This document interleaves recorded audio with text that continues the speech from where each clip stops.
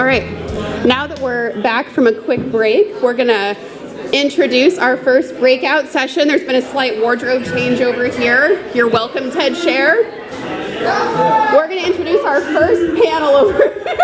All right, I wasn't gonna do it, but if that's where we're gonna be. Moderating our first breakout session will be Ben. E-A-G-L-E-S Eagles. Let's go. Let's go, you. You're such a hater. Welcome our first breakout panel. Here we go. Here we go. The hate in this room. Yes. Yeah, I noticed you're not wearing a Cardinals t-shirt. Oh, that's right. The season ended in December for the Cardinals. That's right, I forgot. Oh, actually, in October the season ended for the Cardinals. Just remember to turn your mics on, and it's better for you to get closer to the mic than it is for me to play with volume. So if you're not hearing loud enough, that's a key question.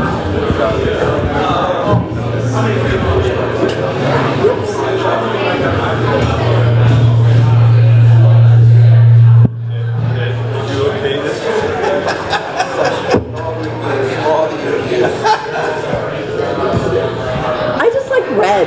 It's my color. I don't know. All right, are we ready to get started? Are we ready to get started? Let's go. Okay, so we have a little caveat here about what we're talking about. You'll notice that we're talking about high stakes litigation. We will not use, I'm going to use it once, then we will not use it again, the word nuclear verdict.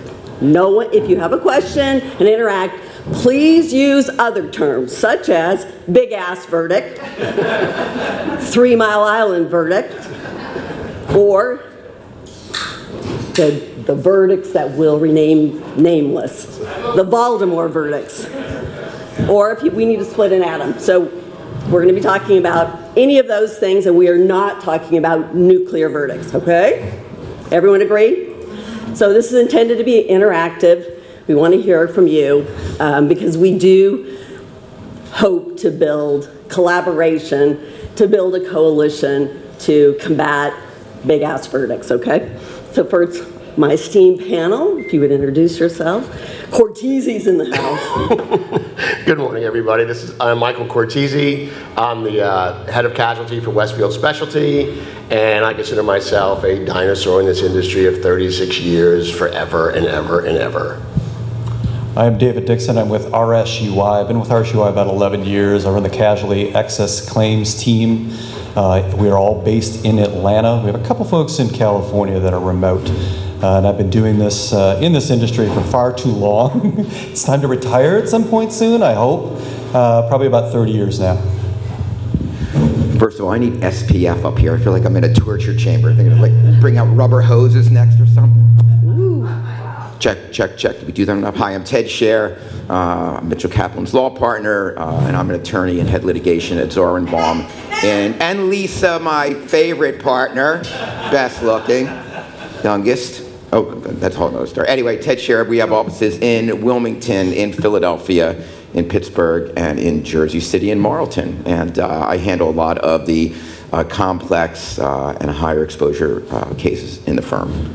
Go Birds. I'm only going to say that 5 times. I do what I do. My boy, Patrick Mahomes. Right? So I'm Beth Fitch, and I am with the Rig Fitch Law Group. We are the designated firm for Arizona and Utah for Themis. And yes, I dye my hair brown. I am a dinosaur too. I won't say how many years I've been doing this, but I think it's become very clear and paramount that excess is so much more powerful to combat these verdicts. So we're going to talk about that today. So we're going to start with just sort of a historical overview. So Dave, why don't you just talk about what the risk tolerance has changed? Well, I mean, turn my mic on. The risk tolerance in excess, I mean, I remember let's step back from, a historical standpoint. The days of excess being cases where wrongful deaths were, say, 1 to 2 million are long gone. Most of the venues where we have cases happen to be bad cases because that's where the commercial activity is. So it's no coincidence we end up in places where Ted lives, like Philadelphia County, the number one hellhole, or Georgia, or California, or Texas. And the value of cases in those venues has increased exponentially over the years. There's no question about that. And has the need for insurance for particular industries as well.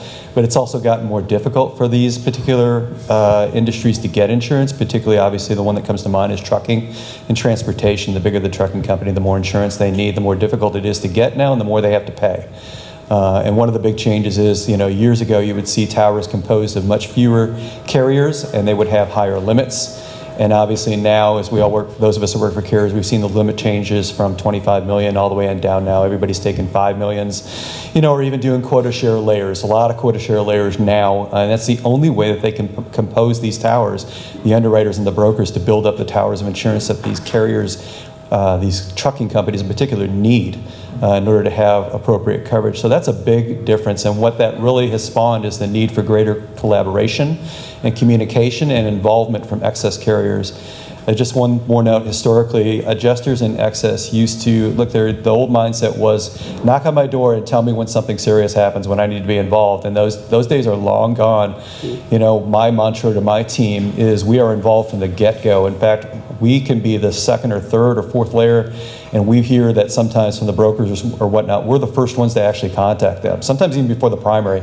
That's not too often, but we're certainly the first excess carrier to actually contact them, and what that means is we're involved in that case. And it may be more of a monitoring role for some period of time to determine whether there's exposure at our layer, but the involvement is necessary from excess adjusters and in a way that it never used to be, and that's generated by the volatility that exists out there in the world. So have you seen a significant shift in the risk tolerance of depending on carrier? I mean, we're interacting with so many different carriers. Are there some where you've really said, they're much more conservative now given the environment, and some are having the opposite, they're taking advantage of those who are less tolerant?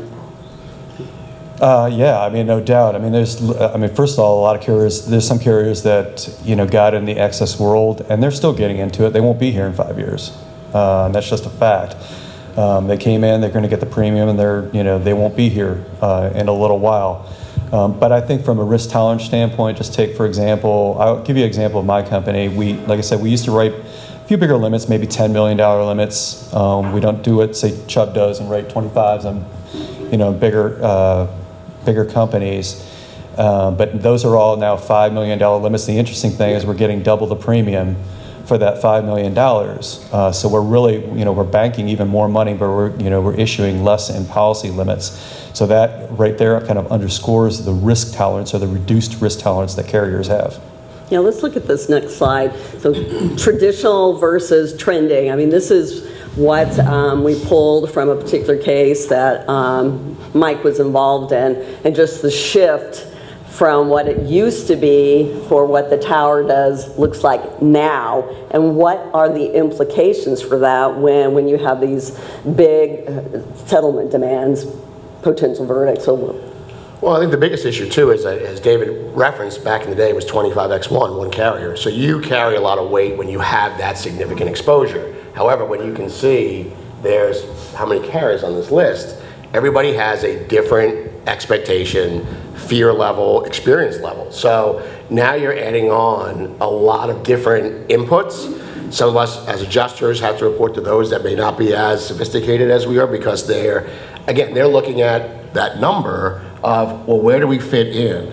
And even though you may be 25x of 28 there, as David said, you have to watch that case.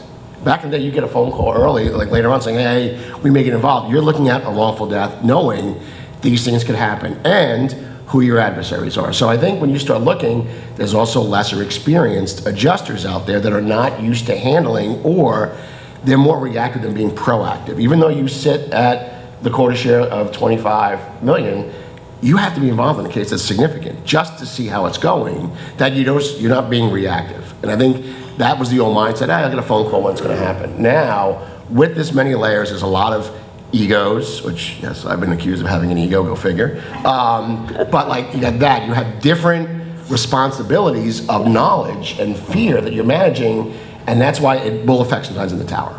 Okay, so let's talk about when you have layers of 5, 5, 5 as opposed to the 25. Like what do you see happening if there's a demand for 100 million? What's going to happen with those 5s versus a 25?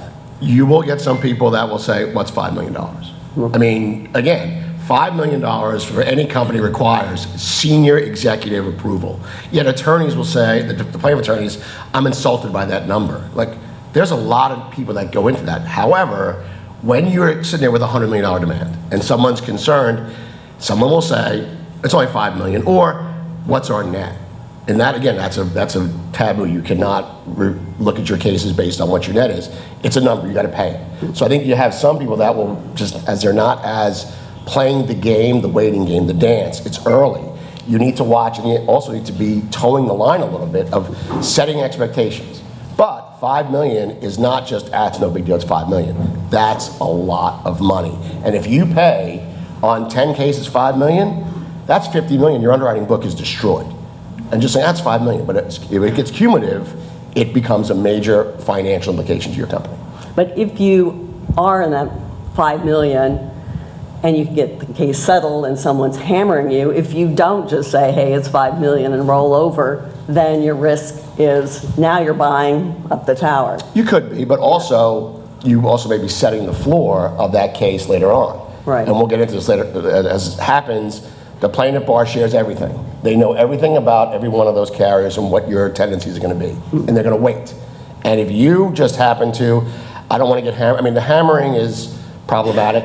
It defeats the collaboration. But if you start paying these numbers because you're fearful, the next case of the same injury, that plaintiff attorney wants $1 more than what he got. And it just starts increasing. Now you're in those layers above. Yeah. You know, to Mike's point, we were talking about this yesterday. Everybody in here has to deal with Morgan & Morgan. If you don't think that those guys are the most sophisticated data aggregators out there, they are taking every settlement, they are feeding it in, they're looking who the carriers are, what they paid for this, and I mean, that is, to me, so frightening. Forget about it. It's frightening enough you go to a deposition and they pull out material from another case that they had in Utah or wherever. But they are now, to Mike's point, they are now aggregating by adjuster, by company, by injury, and they're running those models. So they know, oftentimes more than you know as a defense counsel, because they know all the players that are involved. And that is a scary thing where technology is taking us. The ability to aggregate that data and extract information and use it effectively in a mediation. And, you know, hey, I know you paid this on another case because we have the data on it. I know you were the adjuster. I mean, that's where, I mean, the level of sophistication, and it's happening at a rapid speed. I mean, it's just every day it's something new. Yeah, a couple of points too on with regard to underlying carriers. I think Mike was alluding to too. One of the things I've seen going on is there's a fear factor out there now because of the volatility in the venues that we often deal with. We find primary carriers do this, but even the first layer excess carrier, they'll tender directly to the plaintiff attorney and they won't even tell you about it. And so they've automatically set the floor of the case much higher at that point in time. And that occurs sometimes even after we've told them, please don't do that. Please, out of a matter of courtesy to the other carriers in the tower, particularly us and anybody else, let's have these discussions before we make strategic decisions that impact the value of the case. But unfortunately, particularly at the primary level more than anything else, they have pressure. They're less experienced adjusters, I think, as Mike was talking about. And they get nervous and they talk to their manager, and their manager is thinking expense, right? My money's gone. Why should I have to devote expense to defending this case? And the next thing you know, they're tendering directly to a plaintiff attorney. And then the plaintiff attorney is like, well, I've already got the $1 million. You all need to fall into line, right up the tower. And they know the tower is smaller. So we see these staggered demands too. So in Texas, I know a lot of people that do Texas work, there's Stowers demands. Instead, we need this concept of staggered Stowers demands, right? And they give everybody, they send out the demand, and everybody's got a different deadline on that demand, on that Stowers demand. First carrier, you've got X date to respond to. Second layer, you've got this date to respond to. Third carrier, and it goes right up the tower. And people get nervous as that date comes along. They have to make a decision. Am I going to be the carrier that holds the line at that point in time? At some point, I guess that's a good, topic of discussion is we do need to hold the line at some point.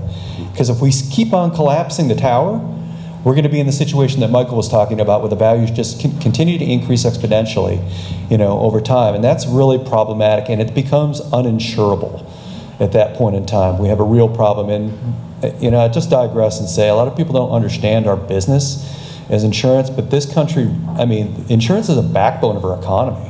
It really is. It allows corporations and companies to be able to shift resources and allocate resources to other areas like research and development and whatnot because they have insurance to account for the kind of liabilities and risk factors that they have out there. If they don't have it, we've got a real problem. Well, and that is the problem, is that it collapses up, but then we also have the tower hammering down. Right. And instead of collaborating. And I do want to go back to your point about aggregating data. So how many here think it is a good strategy for the insurance carriers to get together and aggregate the data on plaintiffs and what they're doing? How many think that's a good idea? Okay. How many of you are doing it? Anyone doing this yet? Would you be willing to do it if we could share and aggregate data anonymously so that you're not giving away your secret sauce? Because it seems to me we need to come together in some way, start combating it the way they're setting us up. If we can aggregate that data, then perhaps we can have a unified defense and get the tower lined up if we're doing that. I'm just curious, would your companies be willing to do that? I think you have to, because you want to be consistent. And as David made mention too, the problem with expenses, we're all in multiple layers. A lot of us, for instance, like Chubb has Westchester, Ace American, so they're in multiple layers. However, in this, if you're the primary, I'll pick out Scottsdale. You're the primary. In this case, it is your obligation to be the defense and bear the cost. Right. And you just can't randomly say, well, my money's gone, because 2 cases from now, you're going to be where greatest is. And you want the same respect of defending that insured for the insured, not for your best interest. And yes, you have to pay the expenses. But unfortunately, that's your time in the barrel. We'll all be in that barrel, and you need to just be mindful. Your expenses, yes, can generate, but you need to defend the case. And you can't skimp on it because the plaintiff's side's not skimping. Exactly. Yeah, I think that my point to primary care is that is you took the premium, okay? You took the premium. We didn't take premium to account for defense obligations. Now, sometimes we have to do that, and we certainly hire monitoring counsel, which has become ever more prevalent in the excess world, carriers doing that. But from the large perspective, you have the duty of defense, and the premium is reflective of that. And the primary carriers have to honor that duty. If they stop honoring that duty, we're also potentially running into creating more bad faith litigation around the country as well. And nobody wants to see that. It's been problematic enough. If there's a silver lining here, over the last 3 years, the level of collaboration that I'm seeing on big cases. You hear from an excess carrier, a couple weeks before trial. Now, Mike, how many cases that we have? The broker reports the case, and people are, we're holding every 6 or 7 weeks those conference calls with primary defense counsel, and some of the folks that I work with that are lead excess, we're like, you know what? And we're going to talk about, we're going to associate in, because we're going to feel better if our guy or our girl is handling the defense, because we don't want to leave it to house counsel, with no disrespect to my brothers and sisters at house counsel. But the days of leaving it to the primary with the exposure that we're seeing, and we're not going to use those words, but 8 and 9 figure demands on mediations. So everybody's got skin in the game now, right? I was just reading in the beginning of this article, University of Pennsylvania Hospital got hit for $200 million last year on a CP baby case. And they argued in the appellate court yesterday. And great appellate counsel said, you're going to put us out of business. We can't absorb a $200 million hit. Same thing happened, so it's, the silver lining is, we're seeing people even high up in the tower. We want to know what's going on, and lead access, we're putting our people in there. We want, and even though you're right, you don't account for the expense and the premium, but in order to save your layer, or to at least not get your world rocked, we're seeing excess counsel get in much earlier and getting more involved than just leaving it to primary. Yeah, we've been utilizing at RSUI, we've been utilizing monitoring counsel for a long time. I mean, I think I like to say we were kind of trendsetters because we brought in monitoring counsel. We had boots on the ground in cases for at least the last 10 years, before a lot of this volatility really took hold. And I think there's a real value. I guess my thought about it, when I analyzed this from, to the executives in my company, I'd say I will spend $20,000 on a case for monitoring counsel. I'm bringing in, and oftentimes I would consider, no disrespect to the primaries, but elite counsel. Highly skilled litigators into the arena on our behalf. I will tell the executives, I will spend $20,000 if it saves me $1 million any day of the year. And they get that, right? That's a quick answer to them that they understand. It's dollars and cents. Well, let's talk about roles and responsibilities. Let's talk about, because there's this confusion. There's a lot of confusion about monitoring counsel, coverage counsel, national coordinating counsel, defense counsel, settlement counsel. There's all these roles now, and so that's one of the things. Ted, talk about where you've been called in and what you do to try to get clarity.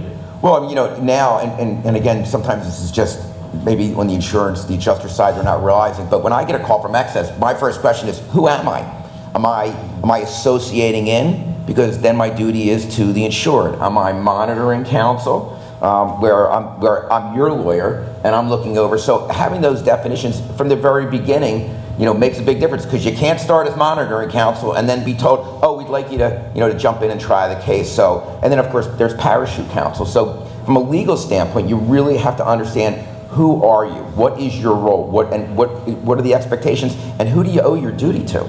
Yeah. And you can't, and that needs to be a bright line for you right at the onset. Who am I? What do you want me to do here? And even the term monitoring counsel it's undefined, and every carrier thinks that may be a different role. That's but it will what keep I you find. from getting that person in. Once you're monitoring counsel, the insured will say point blank, they represent the carrier, not me. That's right. Right. And I think you really have to, because again, we use a lot of fine lawyers on our towers. And think about it, if we've got, in that last example, 7 lists, you take 6 attorneys that are excellent, and they're your monitoring counsel, you're down to your 8th choice to go down and be parachute counsel. So you really have to say, it's easy to say, I'm not saying be disingenuous, I'm bringing in Ted as, he's associated to the case, second chair. We just did it with Jen Crow on a case early on, last week. Same type of thing, because then at that point in time, when the case gets down to nitty gritty, she's already on the pleadings, she's associated to defend the insured, you can now make her be lead trial counsel. Because there's no, if it's up, when you say monitoring counsel, right, any insured who doesn't like the way you're handling it, he doesn't represent me, he represents you, they're not allowed in the case, and you take someone like Ted out of the case, which is dangerous. Yeah, I think that's a great point. And to Michael's point, we have those discussions internally all the time when we talk to, as managers, when we talk to our individual adjusters, we're just saying, so who are we selecting? What role do we want this attorney to take on in this case? Because it's true, once they perform that monitoring counsel role, they're out of the game in terms of parachuting in as defense counsel. And so we really have to be mindful of what particular role it is we're bringing in. And the attorneys need to know, as Ted alluded to, they need to know what their responsibility is in that case. And what kind of, because that kind of determines what kind of discussions they're going to have and the language they're going to utilize, when they have discussions with the insured's general counsel and the primary defense attorney that's still on the case. And from counsel being brought in as an excess counsel, having that conversation with primary defense counsel can sometimes be awkward. Right, because you generally get there's generally 2 types of primary defense counsel. The one who says, "Oh, you're going to be looking over my shoulder, judging me, looking at my work, criticizing me," and then there's the others that are like, "The cavalry has arrived. Thank you, because I don't want my ass with that verdict on it. So thanks for coming in." But from from the lawyer's standpoint, you really need to understand how to massage that. Hey man, I'm not here to judge you, I'm here to help you. I'm here to, because two heads are going to be better than one on this case. But from the legal standpoint, it can get a little icy. And to Mike's point, letting the insured know, I'm your lawyer too. I know you've been used, but I'm on your team. And if you don't set that out in the very beginning, it's a bad scene. Mm-hmm. Well, I think another thing that happens is when you do come in as monitoring counsel, appellate counsel, whatever that role is, primary then will take the position, all right, you brought in counsel, here's my $1 million, here's my $2 million. I don't have a duty to defend, here, take it. And I think that's what I'm seeing is they're not going to pay for expenses. I just had a case with National Claims where we had $11 million on the $1 million primary, $10 million, and the primary kept trying to get out of the defense. Well, you can't just tender it and walk away and wash your hands of it. And they weren't even willing to pay for mediation. Like, it's in your insured's best interest to try to get this case. So it was just this ongoing fight with them. It is. It's problematic too. I mean, and again, I don't want to bemoan staff counsel, but there's sometimes, I'll be honest with you, and I see some carriers utilizing staff counsel on cases that staff counsel has no business being on, and they just don't. They're just some of the folks I've talked to at staff counsel, and some of them are very good lawyers, but they're overworked. They have far too many files, and they have a script that they have to go through on those files, and for them sometimes to just take fact-based depositions, they have to get management authority from the carrier to be able to do some of the things, and it seems kind of ridiculous, but that's what happens. So when we see a lot of staff, that's why you talk about identification of roles. It's really important. So who did the primary carrier hire as an attorney? Are they panel? Are they staff? What's their background? We're busy identifying who they are, what's their background, what kind of litigation and trial experience do they have. That helps us determine, whether or not we need to become involved in terms of hiring on, getting counsel to associate into the case or monitoring counsel or whatnot. So we're reviewing the strengths of opposing counsel, but we're also assessing the strengths and weaknesses of the primary defense counsel as well. And on top of that, it's a game of chess. When you have all the Dickens of the world and you sit there on the thing, you have to level the playing field. Brian Panish, who's now going into Washington, Arizona, he's so dangerous. However, you level the playing field by saying, I'm going to bring in Ted. Because now they know it's a battle. And they know I have equal counsel, that I'm not going to run roughshod over the lesser experienced lawyer, that this is now going to be a battle. And now you start leveling like, okay, when do I want my wish, want, and take? Because they know it's going to be a battle, and more than likely, I'm going to spend a lot of money knowing what I'm going to get, because they're not going to roll over, because they're not paying him to pay me like that. And that's what you have to also do as well. Right. I mean, if take for example in Philadelphia, if you have Mongoluzzi's firm on a case, and you're bringing in Ted, and you're bringing him in as trial counsel, you're like, this is our guy. We're going to war. Okay, it changes the game a little bit, right? It changes these guys, plaintiff attorneys are business people, and the best ones are really good business people. They make these decisions every day and talk about organization. We actually had one of our defense counsel who kind of slipped in somehow into one of their big meetings, I think in Las Vegas, and they throw meetings like you wouldn't believe, that put, the stuff that we do in terms of limousines and everything else. But I will say, with all the egos that are in those rooms, between the Brian Panishes and some guys from Morgan & Morgan and some guys in Texas, the amount of collaboration that goes on is really staggering. And because they are focused on the one thing, which is success in the courtroom, and so they share everything. And Ted knows this, and we hear from our attorneys all the time. They are great at sharing discovery documents and information about carriers. They're highly organized, and so it even goes beyond litigation. So, and to extrapolate too much, but in terms of the world of politics, these guys are involved, down to the tune of having legislators in Georgia. I'll just tell you the quick story. I talked to a guy from Chamber of Commerce because we're trying to get tort reform passed in Georgia. And he explained to everybody, the guys at Morgan & Morgan and all these plaintiff firms, they have these legislators on speed dial. They have an attorney assigned to each legislator. in a state like Georgia. And when tort reform comes up, they're making phone calls and they're reminding these guys, who pays, who helped write that $10,000 check. And from an industry standpoint, it's kind of problematic because we don't have anything similar to that. You talk to the Chamber of Commerce talks to insurance executives, and the insurance executives, yeah, tort reform. And then the Chamber of Commerce says, well, yeah, but when I ask you guys to become involved, nobody raises their hand. Whereas it's different on the plaintiff side. They are actively engaged in the background to make sure there's no tort reform happening. And to Mike's point about the spend, 2 weeks ago, I was a guest faculty member at Temple Law School, and I was invited by Bob Montaluzzi's partner. It was the first day of the second semester. And he was telling these students about what they spend on a case. An average products liability case, they spend $600,000 to $700,000 out of pocket, or more if it's federal court because of Daubert. They mock their cases 3 times. I did a trial last year. I had a shadow jury in the room. Mongo had a shadow jury in the room, and we were giggling with each other, saying, because we all knew we had him in the room, but it was like, what did your people think about yesterday? What did your people think about yesterday? So there is, with the astronomical amount of money that they are making, they are pouring it back into cases and being, dollar-wise, I don't want to really do a full-blown mock. Well, you're going to get your ass kicked if you don't. If you don't know that a jury is going to buy what you're selling, you're in trouble. And they are just spending amazing amounts of money getting ready for trial. And if we're not on that playing field, it's not going to be a good outcome. Yeah, okay, so let's talk about who are you? So first of all, who are you in this room? How many of you do excess work? How many are you primarily primary? Okay, so we have a really good mix here. So, about that, to just jump in for a second, because we don't have panel counsel now. We hire an awful lot of you as our primary counsel, and I can't tell you how many times we've had that situation where we said, well, we've got a salary demand for $1 million, and we've got one over one ourselves.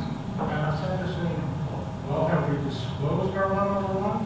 And the question is, well, no, because it's so-and-so, and if we do, we're going to get $1 million minutes. And it's not worth that. And I want to say, as lead counsel, primary counsel, figure out what the tower is, disclose it.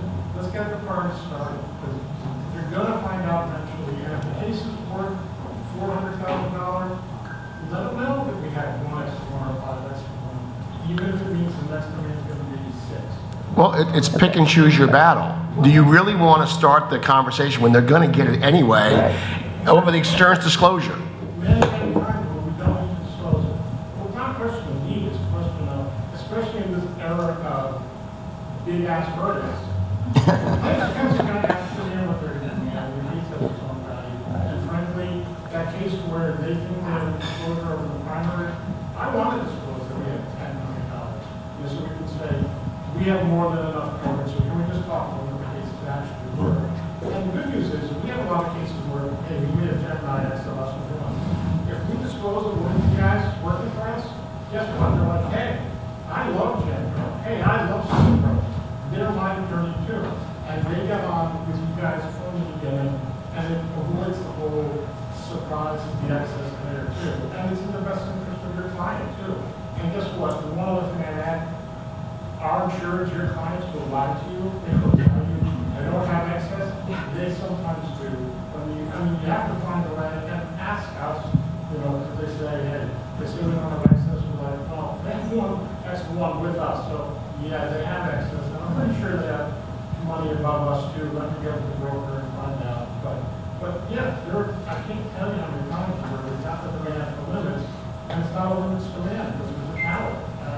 I think we just, as primary, we need to coordinate better with excess and get the power in play as soon as possible. And you guys are the best help in that too. It's just, the era of, as we were saying earlier, the excess coming in late and just, that's got to be over. We've got to tell them right away and let them decide how much they want to participate.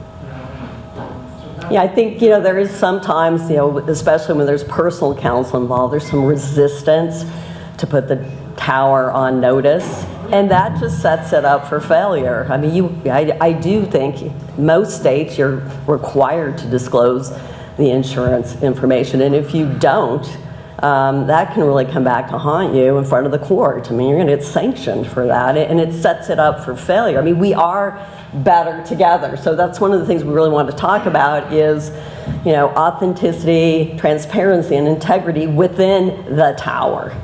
Because there's not everyone is always on the same page. And so I really want to talk about that. I think right now, with the amount of players that are involved, collaboration, having these tower calls is critical. And this is as we have our Elaine Bennis up here, it's Festivus. It's your airing of grievances inside of those calls. And it's not a bad thing to say we disagree. Well, why do we disagree? And have those conversations early on. What are we developing? We're all doing this as a consistent basis.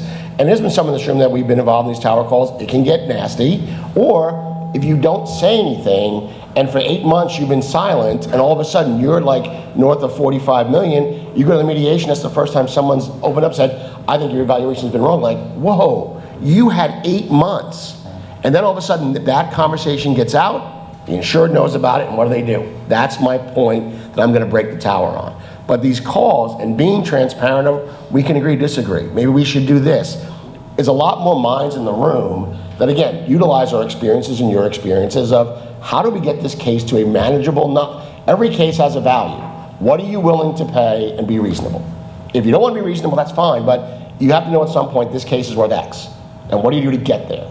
And the collaboration in the tower, I think, is more and more. And also, for any carrier out there that talked about expense earlier, do you want Ted or Beth giving me 7 email reports because everybody's asking for the same thing? The one tower call every 6 weeks is, you attend, everybody's there, and it's 1 report, not 7. And that's the first thing you hear, though, we've now at the advent of, I don't want you calling my defense counsel because I got to pay for it. Well, that eliminates that. And you're not spending 7 email responses at 0.6 when it could be just 0.6 for 1 instead of 7 times.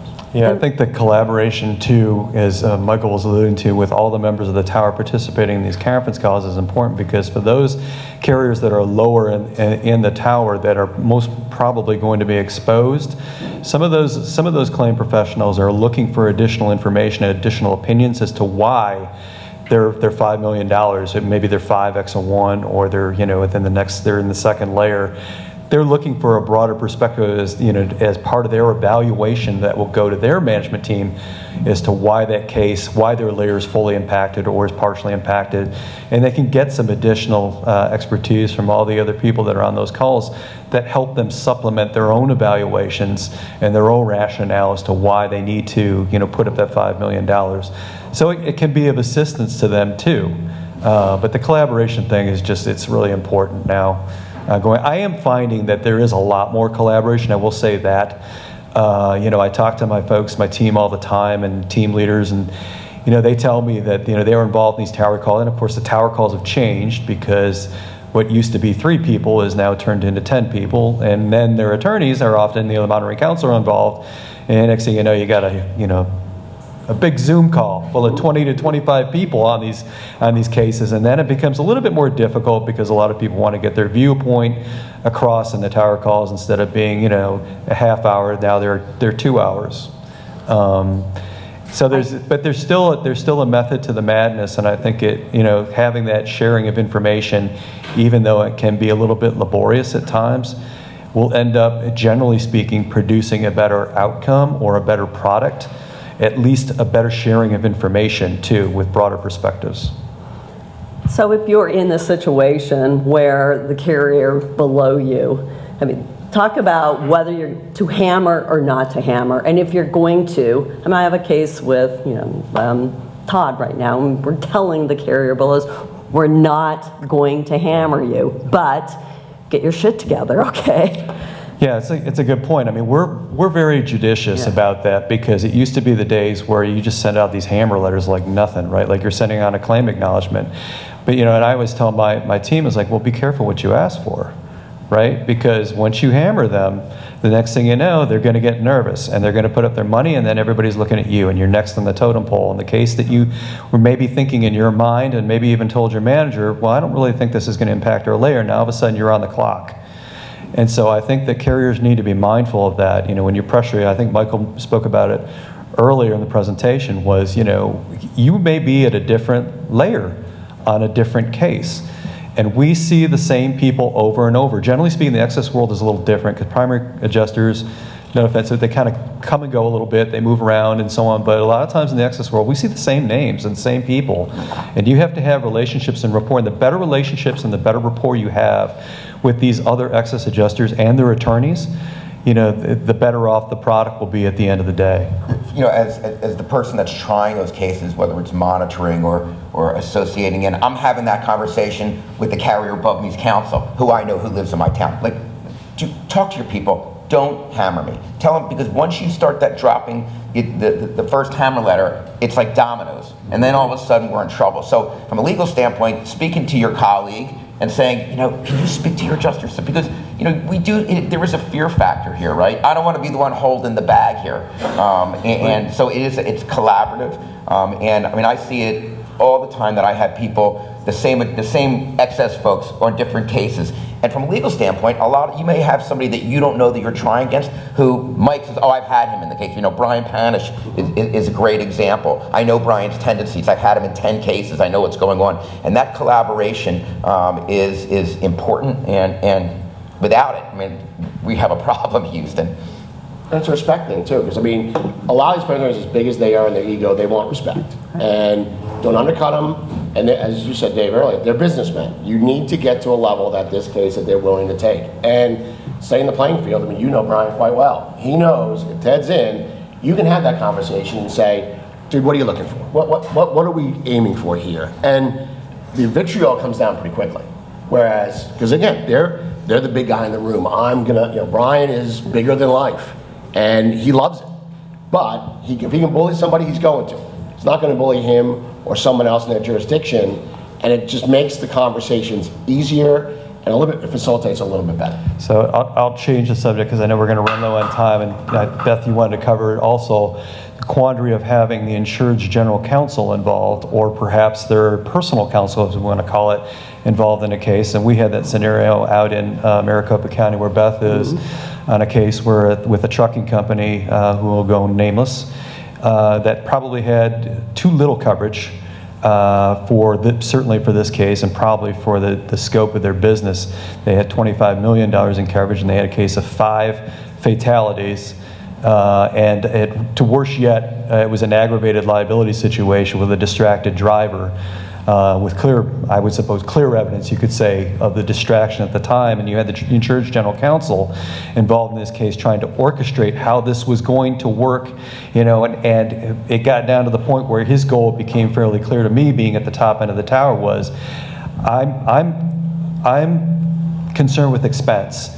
I don't know that there's enough insurance, so I want $1 remaining from that top layer of the excess tower to cover my expenses going forward in that case. And so and they try to orchestrate the mediation, how the negotiations and the offers and so on are. And at some point in time, like we had a first mediation, it was kind of like a cluster, It was a total cluster. And it set, it really involved a mediator who was not up to par. And then we had to have another mediation. I think the final mediation was one I was involved in. We actually settled the case. I had to kind of take the bull by the horns. And of course, Beth was there as well. We kind of had 2 different approaches. I had a kind of come to Jesus speech early on in the mediation with the general counsel, basically kind of in so many words telling him, you're not running the show anymore. This is my money. You're not going to tell me how to spend my money. And I think Beth kind of handled it from the legal perspective of, asking these pertinent questions about how are we evaluating this? What's the strategy, to resolve this case? And at the end of the day, I will tell you the one thing they tried to do, this is probably the biggest point, is they had a SRR limit, if you want to call it a corridor, which we see a lot, of initial $3 million, but they wanted to pay more than that up front. So they wanted to expand basically the insurance tower. They wanted to move it up above, instead of sitting above $3 million per se, they now wanted to have, say, $7 million. And so that way they would kind of expand it, so they would have that top layer excess carriers still on the hook for defense and potentially also some additional indemnity. So it kind of changed, and we had to push back and say, no, that's not the underwriting contract, that's not the bargain that these carriers all signed on to. You cannot just change the nature of your tower by saying, well, our SIR essentially is no more 3, now it's 7 or it's 5. And you're going to see that more and more. And you're going to see, like, I know Michael knows this firsthand. Now you're seeing them step in when they're a big enough entity. They'll step in for, if you don't want to pay your limit, they'll step in and they'll say, well, we'll pay it. Right, that is happening. You've seen that recently too. They're trying to step in. And that becomes Yes. the issue is, Right. obviously, is an insured funding your limit to trigger the upper towers? Is that a proper exhaustion? And that's a coverage disaster. Yeah, is it a voluntary payment Yep. situation, or is it true exhaustion? And I don't think that the case on that is definitive at all. It just hasn't been addressed that many, not to my knowledge at least. Maybe the lawyers will know better, but it can be problematic. It's one of the things we're going to see going forward because of the volatility and kind of the anxiety level that the insureds and the carriers are seeing. And you try to hold the line, which is what we've been talking about, and then the insured just steps in and says, no, I'm going to go ahead and pay your limit then. So I'm going to just go to this slide, talking about trying to align all the stakeholders, starting with the insured. Like in the case we had, Dave, I think the reason that we were able to get where we did is finally the insured looked at their personal counsel and said, you're not helping me, and he began to trust us. So aligning, building trust from all the way up the tower is, I think, one way to try to combat these things and bring the insured in. So, yeah, it's interesting in that case that Beth and I were involved in. The insured, they wanted to spend more at the get-go, and that wasn't ever going to work. I don't even think it was going to work strategically, to be quite honest. But at the end of the day, we had to settle the last wrongful death, or not the last one, the second to the last, I think, wrongful death. And they had to make a decision. My limit was in for the value of that death case, and they had to actually pay additional funds over and above what they had at the SIR, so additional funds from the company to settle that case, and they're still not done. There's another wrongful death case left to go. And I will say this. I understand that the insured was in the room at the mediation, and I got his anxiety. He's looking at the bottom line of his company, and this guy had been doing this for 25 years. He's like, here's my he was a stakeholder in the company, a financial stakeholder, partner in the company. He's like, this is what I worked for 30 years, and one accident is wiping it all away. Potential. I get that, and I think part of it is letting them know. I wanted to let him know that I understood that. The opposite is true, Beth, because you and I had a case together where the insured has a 3 or 5 million SIR and says, we're not paying it. And you're brought in at the first excess layer, and we've literally, in the case that we had, in order to tell the insured what a bad mistake they were making not tendering this, we actually did a mediation that was paid by we did a mock trial that was paid by the excess carrier and showed the results to leadership and said, guys, you're gonna get whacked in this case, okay? Give us your 5 million and let us settle it, for 2 or 3 million above you instead of going to verdict and getting hit for 15 or 20. or 50 or 75, because that's how it came back, and that was way in excess of the tower. And in that case, White Shoe Law Firm, defense lawyer, doesn't do what we do, was writing letters like this. There is absolutely no exposure in this case. We are absolutely going to get a defense verdict. We're looking at these reports and go, are you kidding me? His tune changed when one panel came back at 50 million with a mock. So that's one way to get the stakeholders aligned. Scare them too. Use a different tactic, Or even tell them too. One last thing, Jen, is that if an insured pays a tower loss in trucking, you look at that guy and say, good luck getting insurance for your next renewal. Your premium could be $1.5 million. You're going to triple that. And just because you want this case settled, this has ramifications for you going forward of you're going to get a captive because you may have to carry a 50 million SIR. Yeah, that's a great point, and I remind them, of that. Sometimes out in the hallway, the insured's general counsel or perhaps their personal counsel is, I get it. You're here to try and get this case settled, and you want to put pressure on the excess carriers, but they've got to walk their business back out into the marketplace after this. And so what you saved them, in terms of this case, or what you thought you might have saved them, even if you did save anything, they're going to more than perhaps pay for it in the additional premium. So the premium is going to go up 40%, as a result of this one case. So at the end of the day, what have you really accomplished for your insured? I mean, they look at it only from the immediate perspective instead of the broader perspective, from the insurance perspective. And, that's a lot of what we're talking about here. More carriers involved to fill out towers and bigger premium to do it. That's the end result. All right, so final word. Panel. Oh. Thank you. Thank you. So we have a 10-minute break, and then we'll be